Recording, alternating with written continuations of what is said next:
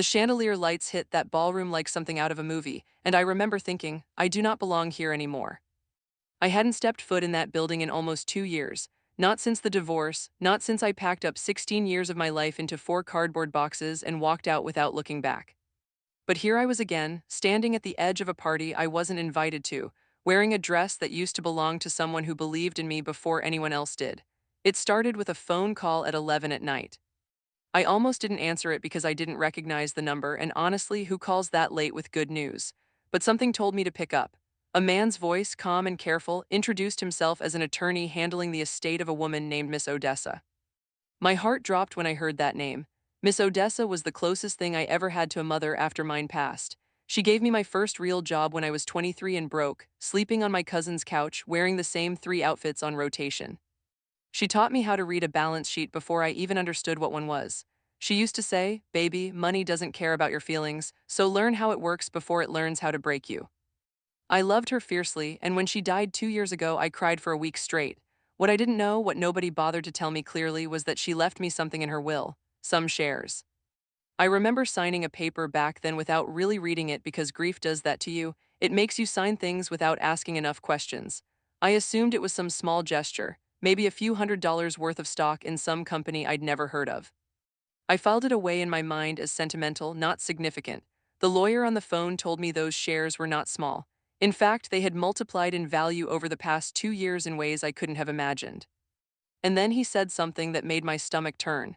He said there was an emergency shareholder vote happening the very next evening, and my presence, or at least my signed decision, was required. When he told me the name of the company, I had to sit down on the edge of my bed because the room actually started spinning a little.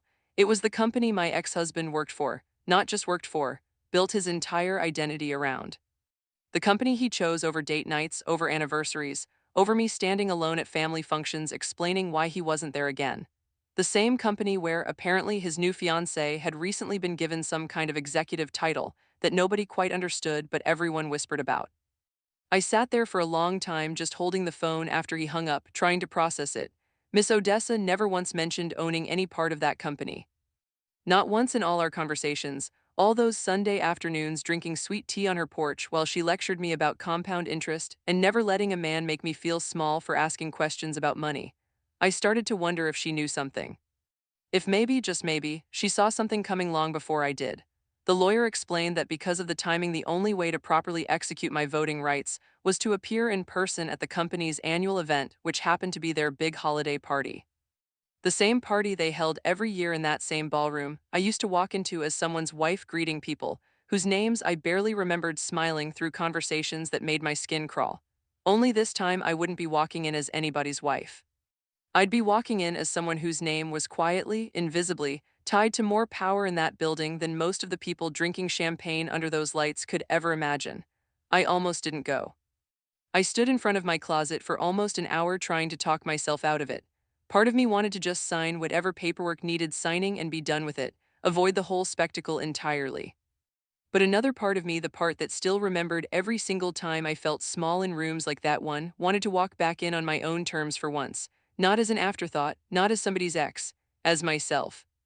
I found the dress in the back of my closet, one Miss Odessa had given me years ago, a deep emerald color she said brought out something in me I didn't see in myself yet. I hadn't worn it in years. When I put it on that night, I felt her with me somehow, like she was standing right behind me telling me to hold my head up. Walking into that ballroom felt like stepping into a memory I thought I'd buried. The same golden lights. The same too loud laughter from people trying too hard to look important. I kept my eyes forward and made my way toward the side entrance where the lawyer said he'd meet me to handle the paperwork quietly, away from the crowd. I wasn't there for a scene. I just wanted to sign what needed signing and disappear before anyone noticed me. But somebody noticed me almost immediately. I heard her voice before I saw her face, sharp and performative, the kind of voice that's used to being the loudest one in any room. She called my name across the crowd like she'd been waiting all night for the chance to embarrass me.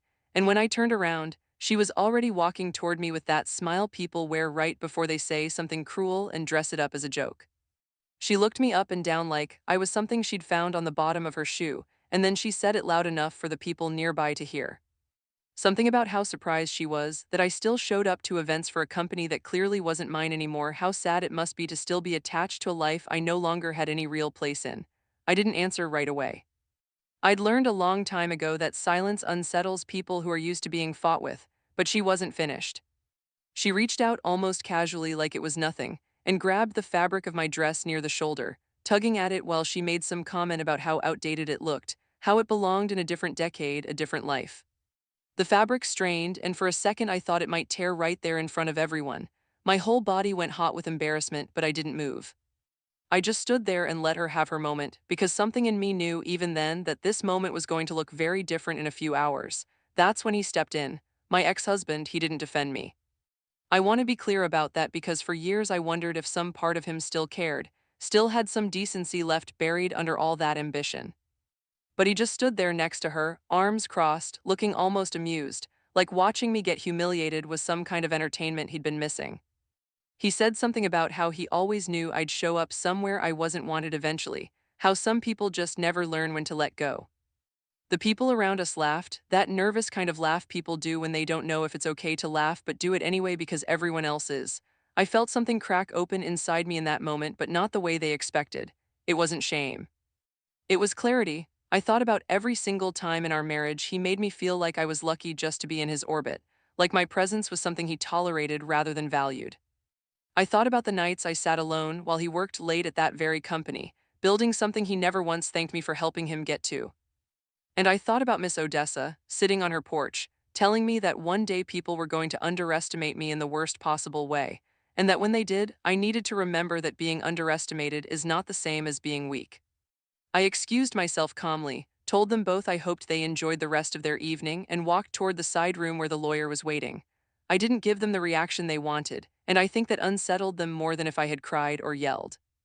In that side room, everything started to feel very real very fast. The lawyer laid out documents in front of me explaining exactly what Miss Odessa had left behind. It turned out she hadn't just owned a small piece of the company.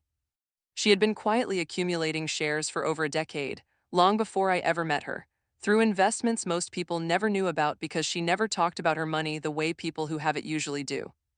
She lived simply. She drove an old car until the day she died.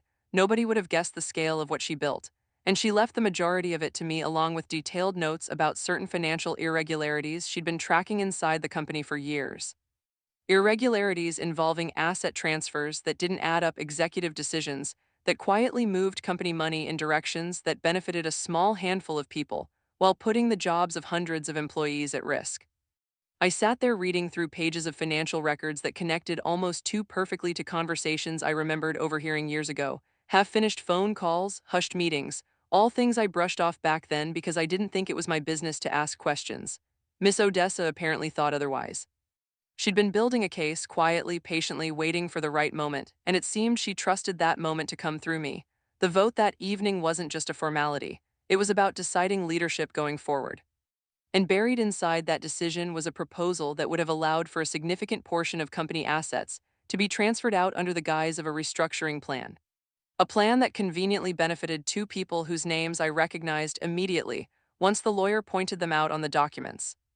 When it was time for the vote to be called, I walked back out into that ballroom with the paperwork in hand and my heart pounding so loud I was sure people could hear it.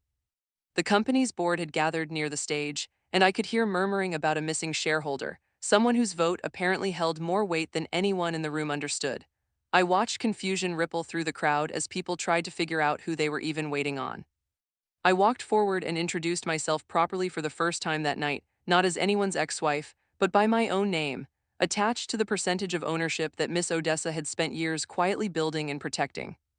The room went silent in a way I don't think I'll ever forget. I watched my ex-husband's face change from confusion to disbelief to something close to fear. I watched his fiancée's confident expression crumble as the weight of what I was saying settled over her. I didn't raise my voice. I didn't need to. I simply laid out what I knew calmly, clearly, the way Miss Odessa taught me to present numbers without emotion clouding the facts. I explained the discrepancies in the asset transfers. I explained who stood to benefit and how. I watched board members who had been sipping champagne moments earlier suddenly go pale, realizing they'd been about to approve something that would have devastated the very company they'd spent years building. My ex-husband tried to speak, tried to explain it away as a misunderstanding, but numbers don't lie, and Miss Odessa had made sure every piece of evidence was airtight. His fiancée said nothing at all. She just stood there, the same dress-grabbing hand now trembling slightly at her side, realizing that the woman she humiliated an hour earlier held more power in that room than she'd ever hold in her lifetime. I cast my vote that night to block the proposal, to protect the jobs of people who had no idea how close they came to losing everything because of decisions made behind closed doors. I voted for new leadership, people who actually had the company's long-term well-being in mind rather than their own pockets. And I voted my ex-husband and his fiancée out of any position of influence within the company, not out of spite, but because the evidence made it clear they never should have had that kind of power to begin with. I didn't gloat. I didn't throw the moment back in anyone's face the way they threw their cruelty at me earlier that night. I simply finished what needed to be done, thanked the board for their time, and walked out of that ballroom the same way I walked in, quietly, without needing anyone's validation. The next morning, I drove out to the cemetery where Miss Odessa was buried. I sat on the grass beside her headstone for a long time, just talking to her the way I used to on her porch. I thanked her for seeing something in me that I didn't yet see in myself, for teaching me that real power doesn't announce itself, it simply waits patiently for the right moment to matter. I told her about the dress, about the party, about the vote, and I swear I could almost hear her laughing, telling me she knew exactly how that night was going to go long before I did. In the weeks that followed, life changed in ways I hadn't expected. I stepped into a quiet leadership role within the company, not because I wanted the spotlight, but because I wanted to make sure the people who depended on that company for their livelihoods were protected the way Miss Odessa always intended. My ex-husband disappeared from that world entirely, his reputation too damaged to recover easily. His fiancée followed shortly after, her name quietly erased from every executive list she once bragged about being part of. I still think about that dress sometimes, the one she grabbed, the one that almost tore under her grip. I kept it, torn seam and all, folded away in a box in my closet. Not because I need the reminder of that humiliation, but because it reminds me of everything that came after it. It reminds me that the moment someone tries to make you feel small in front of a room full of people is sometimes the exact moment before your whole life changes for the better. People spent years underestimating me. They saw a quiet woman who didn't make noise, who didn't need attention, and they mistook that for weakness. What they never understood was that I was watching, learning, preparing, long before I ever knew exactly what I was preparing for. Miss Odessa used to say silence is the loudest kind of power there is, because while everyone else is busy talking, you're busy building something they'll never see coming. I don't regret staying quiet all those years. I don't regret walking away from a marriage that made me feel invisible. And I certainly don't regret walking back into that ballroom on a night I wasn't expected to matter at all. Because in the end, the people who tried to humiliate me learned a lesson I hope they never forget. You should never assume you know everything about the quiet woman standing in the corner of the room. Sometimes she's not there by accident. Sometimes she's exactly where she's supposed to be.